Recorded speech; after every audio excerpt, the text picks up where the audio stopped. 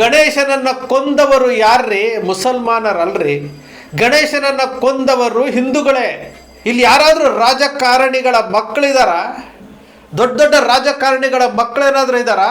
ಇವತ್ತು ಸತ್ತವರು ಹಿಂದೂ, ಇವತ್ತು ಜೈಲಿನಲ್ಲಿರೋರು ಹಿಂದೂ, ಬಜರಂಗ ದಳದ ಕಾರ್ಯಕರ್ತರು ಅಂತ ಹೇಳ್ತೀರಿ. ಯಾವ ಸಂದೇಶ ಕೊಡಲಿಕ್ಕೆ ಹೊರಟಿದ್ದೀರಿ? ಸಿ ಟಿ ರವಿಯವರು ಮಾತನಾಡ್ತಾರಲ್ಲ, ಮೊನ್ನೆ ಒಂದು ಪೋಸ್ಟನ್ನು ಶೇರ್ ಮಾಡಿಬಿಟ್ಟು ಏನು ಬೆನ್ನ ಮೇಲೆ ಇರುವಂತಹ ಕಲೆಯನ್ನು ತೋರಿಸಿ ಇವರು ನಿಜವಾದಂತಹ ಹೋರಾಟಗಾರರು ಅಂತೇಳಿ ಶೇರ್ ಮಾಡ್ತಾರಲ್ಲ. ಸಿ ಟಿ ರವಿ ತನ್ನ ಕುಟುಂಬವನ್ನು ಮಾತ್ರ ಸೇವ್ ಮಾಡಿಕೊಂಡು ಬೇರೆ ಅಮಾಯಕ ಯುವಕರನ್ನು ಈ ರೀತಿ ಬಲಿ ಕೊಡ್ತಾ ಇದ್ದಾರಲ್ಲ. ಏನು ಸಾಧನೆ ಮಾಡಿಕೊಂಡ್ರಿ ನೀವು? ಹಿಂದೂ ಮುಸ್ಲಿಂ ಅಂತ ತೋರಿಸಿ ಇಂತಹ ಅಮಾಯಕ ಯುವಕರ ಜೀವವನ್ನು ಹಾಳು ಮಾಡ್ತಾ ಇದ್ದೀರಲ್ಲ ನೀವು. ಗಣೇಶನನ್ನು ಕೊಂದವರು ಮುಸಲ್ಮಾನರಾಗಿದ್ದರೆ ಇಷ್ಟೊತ್ತಿಗೆ ಏನೇನು ಮಾಡ್ತಿದ್ರು ಇವರು? ಗಣೇಶನನ್ನು ಕೊಂದವರು ಯಾರಾದರೂ ಮುಸಲ್ಮಾನರಾಗಿದ್ದರೆ ಇಷ್ಟೊತ್ತಿಗೆ ರಾಜ್ಯದಲ್ಲಿ ಏನೇನು ಅಲ್ಲೋಲ ಕಲ್ಲೋಲ ಮಾಡ್ತಿದ್ರು BJPಯವರು. ವಿಚಾರ ಮಾಡಬೇಕಲ್ವಾ? ಇದೇ ಕಣ್ರಿ ಸತ್ಯ, ಇದೇ ಸತ್ಯ. ಯಾತಕ್ಕೆ ನೀವು ಎಚ್ಚೆತ್ತುಕೊಳ್ತಾ ಇಲ್ಲ? ಇಡೀ ದೇಶ ಇವತ್ತು ಸಾಲದ ಸುಳಿಗೆ ಹೋಗ್ತಾ ಇದೆ. ಇಡೀ ಜಗತ್ತಿನಲ್ಲಿ ಅತ್ಯಧಿಕ ಸಾಲ ಮಾಡಿರುವಂತಹ ದೇಶ ಯಾವುದಾದ್ರೂ ಇದ್ದರೆ ಅದು ಭಾರತ ಅಂತೇಳಿ ಇವತ್ತು ಕೂಗಿ ಹೇಳ್ತಾ ಇದ್ದಾವೆ. ಅದರ ಬಗ್ಗೆ ಯೋಚನೆ ಮಾಡೋದಿಲ್ಲ.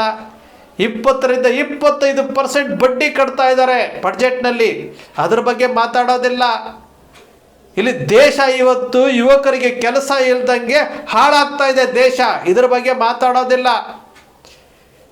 ಡಾಲರ್ನ ಮುಂದೆ ರೂಪಾಯಿ ಪಾತಾಳಕ್ಕೆ ಹೋಗ್ತಾ ಇದೆ, ಇದ್ರ ಬಗ್ಗೆ ಮಾತಾಡೋದಿಲ್ಲ.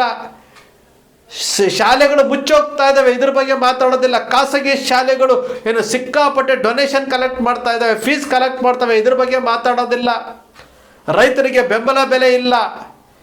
ಇವರು ನೋಡಿದ್ರೆ ಸಾಲ ಮಾಡಿ ದೇಶವನ್ನು ಕಟ್ತಾ ಇದ್ದೀವಿ, ದೇಶವನ್ನು ಉಳಿಸ್ತಾ ಇದ್ದೀವಿ ಅಂತೇಳಿ ಒಂದೊಂದು ಓಟಿಗೆ 10,000 ರೂಪಾಯಿ ಕೊಡ್ತಾ ಇದ್ದಾರೆ, ಇದ್ರ ಬಗ್ಗೆ ಮಾತಾಡೋದಿಲ್ಲ.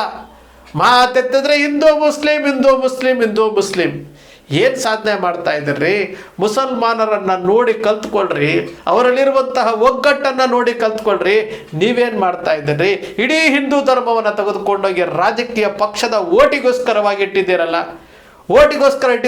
ಒಂದು ಕಿಂಚಿತ್ತಾದರೂ ಸ್ವಲ್ಪನಾದರೂ ನಿಮಗೆ ಮಾನವೀಯತೆ ಅನ್ನೋದಿದ್ದರೆ, ನಿಮಗೆ ಒಂದು ಸ್ವಲ್ಪ ಮಾನವೀಯತೆ ಅನ್ನೋದಿದ್ದರೆ, ನಾವು ಈ ದೇಶದ ಪ್ರಜೆ ಅಂತ ನಿಮ್ಗೆ ಅಂದ್ಕೊಂಡಿದ್ರೆ ಈ ದೇಶವನ್ನು ನಾವು ಮುನ್ನಡೆಸಬೇಕು, ಈ ದೇಶವನ್ನು ಉಳಿಸ್ಬೇಕು. ಲಕ್ಷಾಂತರ ಜನ ಬಲಿದಾನ ಕೊಟ್ಟು ಸ್ವತಂತ್ರ ಬಂದಿರುವಂತಹ ಭಾರತದಲ್ಲಿ ನಾವು ವಾಸ ಮಾಡ್ತಾ ಇದ್ದೀವಿ. ಅವರು ಕಳಿಸಿದಂಥ ಸ್ವತಂತ್ರವನ್ನು ನಾವು ಕಾಪಾಡಿಕೊಳ್ಬೇಕು, ಆ ದೇಶವನ್ನು ನಾವು ಕಾಪಾಡ್ಕೊಳ್ಬೇಕು ಅಂತ ಏನಾದರೂ ನಿಮಗೆ ಅನಿಸಿದರೆ ಬಹುಶಃ ಇಷ್ಟೆಲ್ಲ ಆಗ್ತಾ ಇರಲಿಲ್ಲ. ಗಣೇಶನ ಕೊಂದಾಕಿದ್ರಲ್ಲ, ಗಣೇಶನ ಕುಟುಂಬ ಏನಾಗಬೇಕು? ಈಗ ಜೈಲಲ್ಲಿದ್ದಾರಲ್ಲ, ಆ ಕುಟುಂಬಗಳು ಏನಾಗಬೇಕು? ಯಾವ ಸಾಧನೆ ರೀ? ಏನಾದರೂ ಸಾಧನೆ ಮಾಡಿ ಜೈಲಿಗೆ ಹೋಗಿದ್ದೀರಾ ನೀವು? ಸಿ ಟಿ ರವಿ ಉತ್ತರ ಕೊಡಬೇಕಲ್ಲ, ಭಾರತೀಯ ಜನತಾ ಪಕ್ಷದವ್ರು ಉತ್ತರ ಕೊಡಬೇಕಲ್ಲ. ಉದ್ದುದ್ದ ಭಾಷಣ ಮಾಡ್ತೀರಲ್ಲ, ಮದ್ದೂರ್ಗೆ ಹೋದ್ರಿ, ಏನು ಭಾಷಣ ಮಾಡಿದ್ರಿ, ಕೂಗಾಡಿದ್ರಿ, ಅರ್ಚಾಡಿದ್ರಿ, ಎಲ್ಲ ಮಾಡಿದ್ರಲ್ಲ. ಇವತ್ತು ಸ್ಯಾಟಲೈಟ್ ಚಾನೆಲ್ಗಳಲ್ಲಿ ಕುತ್ಕೊಂಡು ಮಾತಾಡ್ತಿರಲ್ಲ, ಪ್ರಚೋದನಾ ಭಾಷಣಗಳನ್ನು ಮಾತಾಡ್ತಿರಲ್ಲ. ಪ್ರಚೋದನಾ ಭಾಷಣಗಳನ್ನು ಯಾತಕ್ಕೆ ಜಾರಿಗೆ ತಗೊಂಬರ್ತಾ ಇದ್ದೀರಿ ಅಂತೇಳಿ ಒಬ್ಬ ಪ್ರಶ್ನೆ ಕೇಳ್ತಾರೆ ಅಂತಂದರೆ ಇದೇ ವಿಚಾರಕ್ಕೆ. ಪ್ರಚೋದನೆ ಮಾಡಿ ಮಾಡಿ ಮಾಡಿ ಮಾಡಿ ಅಮಾಯಕರ ಮೇಲೆ ಕೇಸ್ ಹಾಕಿಸ್ಕೊಂಡು ಅಮಾಯಕರು ಜೈಲಿಗೆ ಹೋಗ್ತಾರೆ. ಜೈಲಿಂದ ಬರುವಾಗ ಅವರಿಗೆ ಸ್ವಾಗತವನ್ನು ಕೋರುವಂಥದ್ದು ಯಾವ ಸ್ಥಿತಿಗೆ ಬಂದಿದ್ದೀವಿ ನಾವು? ಯಾವ ಸ್ಥಿತಿಗೆ? ದೇಶದ ಸ್ವತಂತ್ರಕ್ಕೋಸ್ಕರವಾಗಿ ಜೈಲಿಗೆ ಹೋಗಿದ್ರ ಇವರು? ಒಂದೊಂದು ವಿಚಾರಗಳನ್ನು ನಾವು ನೋಡ್ತಾ ಇದ್ದೀವಿ, ಒಂದೊಂದು ವಿಚಾರಗಳನ್ನು. ದೇಶ ಅಪಾಯದಲ್ಲಿರುವಂಥದ್ದು ಇಂತಹ ಪ್ರಚೋದನೆಗಳಿಂದಾಗಿ, ಇಂತಹ ಕೋಮು ಸಂಘರ್ಷಗಳಿಂದಾಗಿ. ಇದು ನಮ್ಮ ದೇಶದ ಇವತ್ತಿನ ಪರಿಸ್ಥಿತಿ. ನಮ್ಮ ರಾಜ್ಯ ಸುಭಿಕ್ಷವಾಗಿತ್ತು, ಎಷ್ಟು ಸೌಹಾರ್ದತೆಯಿಂದ ಇತ್ತು, ಇದನ್ನು ಹಾಳು ಮಾಡ್ತಾ ಇದ್ದೀರಲ್ಲ. ಉತ್ತರ ಕೊಡಬೇಕು. ಇವತ್ತು ಭಾರತೀಯ ಜನತಾ ಪಕ್ಷದವರು, RSSನವರು ಉತ್ತರ ಕೊಡಬೇಕು. RSS ಏನಕ್ಕಿದೆ ರೀ? ಹಿಂದೂಗಳನ್ನು ಕೊಲ್ಲೋದಕ್ಕೆ ಏನಾದರೂ ಹೇಳ್ಕೊಟ್ಟಿದ್ಯಾ? 100 ವರ್ಷದ ಸಾಧನೆ ಏನು RSSದು? ವಿಶ್ವ ಹಿಂದೂ ಪರಿಷತ್ನವರು ಉತ್ತರ ಕೊಡಬೇಕು. ಇವತ್ತು ಬಜರಂಗ ದಳದವರು ಕಾರ್ಯಕರ್ತರು ಕೊಂದಿರೋದು ಅಂತ ಹೇಳಲಾಗ್ತಾ ಇದೆಯಲ್ಲ, ಅವರು ಉತ್ತರ ಕೊಡಬೇಕು. ಕೊಂದಿರೋದು ಗಣೇಶನ ಹೆಸರಿನಲ್ಲಿರುವಂತಹ ವ್ಯಕ್ತಿಯನ್ನ. ಯಾವ ಸ್ಥಿತಿಗೆ ತಲುಪಿದ್ದೀರಿ ನೀವೆಲ್ಲಾನು? ಯಾವ ಸ್ಥಿತಿಗೆ? 100 ವರ್ಷಗಳ ಶತಮಾನೋತ್ಸವವನ್ನು ಆಚರಣೆ ಮಾಡ್ಕೊಳ್ತೀರಿ. 100 ವರ್ಷಗಳ ಶತಮಾನೋತ್ಸವವನ್ನು ಆಚರಣೆ ಮಾಡಿ ಇದೇನಾ ನಿಮ್ಮ ಅಭಿವೃದ್ಧಿ? ಇದೇನಾ ನೀವು ಡೆವಲಪ್ಮೆಂಟ್? ಹಿಂದೂಗಳಲ್ಲಿ ಒಬ್ಬರ ಮೇಲೆ ಒಬ್ಬರನ್ನು ಕತ್ತಿ ಬಸಿಯುವಂಥದ್ದು ಇದೇನಾ? ಯಾವ ಸಂದೇಶ ಕೊಡ್ತಾ ಇದ್ದೀವಿ ಅನ್ಯ ಧರ್ಮದವರಿಗೆ? ಯಾವ ಸಂದೇಶವನ್ನು ಕೊಡ್ತಾ ಇದ್ದೀರಿ? ಒಂದು ಶಿಕ್ಷಣ ಸಂಸ್ಥೆಗಳಿಲ್ಲ. ಇವತ್ತು ಕ್ರೈಸ್ತರ ಬಗ್ಗೆ, ಕ್ರೈಸ್ತ ಶಾಲೆಗಳ ಬಗ್ಗೆ ಮಾತಾಡ್ತಿರಲ್ಲ. ಪ್ರಮೋದ್ ಮುತಾಲಿಕ್ ಅವರು ಮಾತಾಡ್ತಾರಲ್ಲ, ಪ್ರಮೋದ್ ಮುತಾಲಿಕ್ ಅವರು ಕ್ರೈಸ್ತ ಶಾಲೆಗಳಲ್ಲಿ ದಸರಾ ರಜಾ ಕೊಡೋದಿಲ್ಲ ಅಂತೇಳ್ಬಿಟ್ಟು ಹೇಳಿಕೆ ಕೊಡ್ತಾರಲ್ಲ. ಕ್ರೈಸ್ತ ಮಿಷನರಿಗಳು ನಡೆಸ್ತಾ ಇರುವಂಥ ಶಾಲೆಗಳಲ್ಲಿ ಫೀಸ್ ಎಷ್ಟಿದ್ದಾವೆ? ಆ ಶಾಲೆಯ ಗುಣಮಟ್ಟ ಏನಿದೆ? ಇವತ್ತು ಆ 100 ವರ್ಷಗಳ RSS ಎಷ್ಟು ಉಚಿತವಾದಂಥ ಶಾಲೆಗಳನ್ನು ತೆರೆದಿದ್ದಾವೆ? ಶ್ರೀರಾಮ ಸೇನೆ ಎಷ್ಟು ಶಾಲೆ ತೆರೆದಿದೆ? ವಿಶ್ವ ಹಿಂದೂ ಪರಿಷತ್ ಎಷ್ಟು ಶಾಲೆ ತೆರೆದಿದೆ? ಬಜರಂಗ ದಳ ಎಷ್ಟು ಶಾಲೆಗಳು ತೆರೆದಿದೆ ಉಚಿತವಾಗಿ ಹಿಂದೂಗಳಿಗೆ? ಅವರು ಮಾಡ್ತಾ ಇದ್ದಾರೆ. ಅದಕ್ಕೆ ಇದಾಗಿ ನಾವು ಶಾಲೆ ಮಾಡಿ ತೋರಿಸಿ ಉಚಿತವಾಗಿ ಶಾಲೆಗಳನ್ನು ತಯಾರು ಮಾಡಿದರೆ, ಓಪನ್ ಮಾಡಿದರೆ ಇವತ್ತು ಆ ಪ್ರಶ್ನೆ ಕೇಳೋಕ್ಕೆ ಬರ್ತಿರ್ಲಿಲ್ಲ. ಇವತ್ತು ಇಡೀ ಕರ್ನಾಟಕ ಅಲ್ಲ, ಇಡೀ ಇಂಡಿಯಾದಲ್ಲಿ ಕರ್ನಾಟಕವನ್ನು ತೆಗೆದುಕೊಳ್ಕೊಂಡು ಬನ್ನಿ, ಎಲ್ಲ ಕಡೆನೂ ಎಲ್ಲ ಜಿಲ್ಲೆಗಳಲ್ಲಿ ಕ್ರೈಸ್ತ ಮಿಷನರಿಗಳು ಪ್ರಾರಂಭ ಮಾಡಿರುವಂತಹ ಶಾಲೆಗಳಲ್ಲಿ ಉತ್ತಮವಾದಂತಹ ವಿದ್ಯಾಭ್ಯಾಸ ಇದೆ, ಕಡಿಮೆ ದರದಲ್ಲಿ ಫೀಸ್ಗಳಿದ್ದಾವೆ. ನಾವೇನು ಮಾಡ್ತಾ ಇದ್ದೀವಿ? ಹಿಂದೂಗಳು ಹಿಂದೂಗಳು ಹಿಂದೂಗಳು ಅಂತೇಳಿ ಹಿಂದೂಗಳ ರಕ್ತವನ್ನು ಹೀರ್ತಾ ಇದ್ದೀವಿ.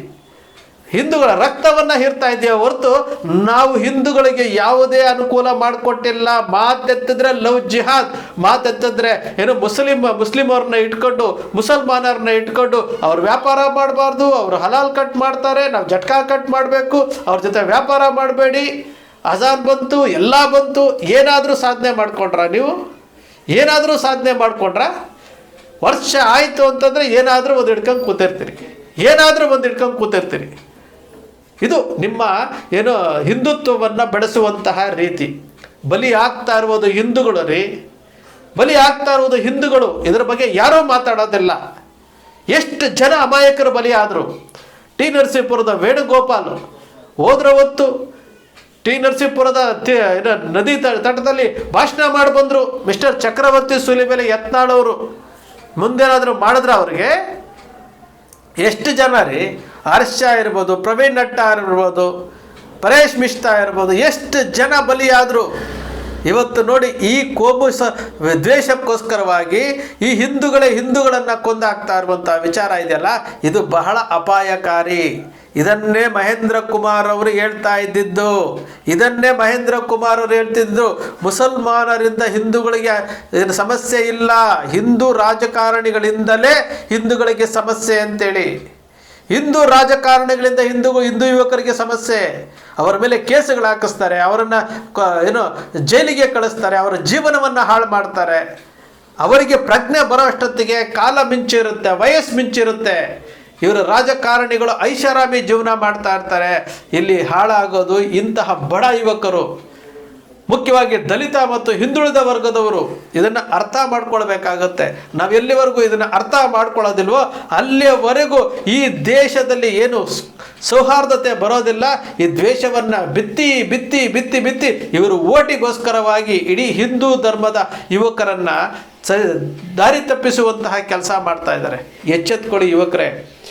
ದೇಶ ಇವತ್ತು ಸಾಲದ ಸುಳಿಗೆ ಹೋಗ್ತಾ ಇದೆ. 25% ಬಡ್ಡಿ ಕಟ್ತಾ ಇದ್ದಾರೆ. ನಾನು ಹೇಳ್ತಾ ಇರುವಂಥದ್ದಲ್ಲ. ಇವತ್ತು ಇಡೀ ಲೋಕಸಭೆಯಲ್ಲಿ ಹಣಕಾಸು ಸಚಿವರು ನಿರ್ಮಲಾ ಸೀತಾರಾಮನ್ ಅವರು ಹೇಳ್ತಾ ಇರುವಂಥದ್ದು, ಎಚ್ಚೆತ್ಕೊಳ್ಳಿ. ಯಾವತ್ತು ಎಚ್ಚೆತ್ಕೊಳ್ತೀರಿ? 25%, 100 ರೂಪಾಯಿ 25 ರೂಪಾಯಿ ನೀವು ಬಡ್ಡಿ ಕಟ್ತಾ ಇದ್ದೀರಿ ಅಂತಂದರೆ ಇನ್ನು 75 ರೂಪಾಯಿನಲ್ಲಿ 25 ರೂಪಾಯಿಯನ್ನು ನೀವು ಭ್ರಷ್ಟ ಅಧಿಕಾರಿಗಳು ನೌಕರರಿದ್ದಾರಲ್ಲ ಅವ್ರಿಗೆ ನೀವು ಸಂಬಳವಾಗಿಯೇ ಕೊಡ್ತಾ ಇದ್ದೀರಿ. ಉಳಿದಿರೋದು ಇನ್ನು 50%. ಆ 50%ನಲ್ಲಿ ಯಾವ ಅಭಿವೃದ್ಧಿ ಮಾಡ್ತೀರಿ? ಯಾವ ಅಭಿವೃದ್ಧಿ ಮಾಡ್ತೀರಿ? ಮತ್ತೊಮ್ಮೆ ಸಾಲ ಮಾಡಿ 2014ರಿಂದ 2025ರವರೆಗೂ ಎಷ್ಟು ಲಕ್ಷ ಕೋಟಿ ಸಾಲ ಮಾಡಿದ್ದಾರೆ? ಹೆಚ್ಚು ಕಡಿಮೆ 200 ಲಕ್ಷ ಕೋಟಿ ಸಾಲ ಮಾಡಿದ್ದಾರೆ. ಜೊತೆಗೆ